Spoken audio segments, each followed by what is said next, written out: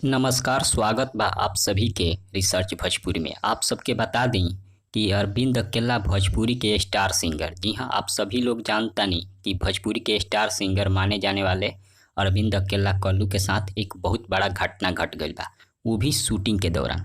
आप सबके बता दी अरविंद अकेला कल्लू रेस फिल्म के शूटिंग करत रहुअन, वही जा अचानक उनकर एक्सीडेंट हो गए और एक्सीडेंट में का बहुत ही ज़्यादा चोट लाग गई बा, जौन कि आप स्क्रीन पर देख सकतानी।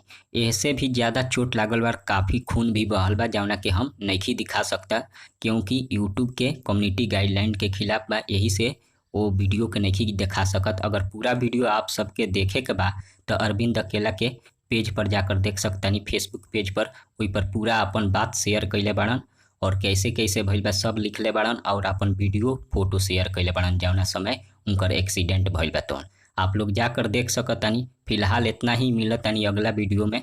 धन्यवाद।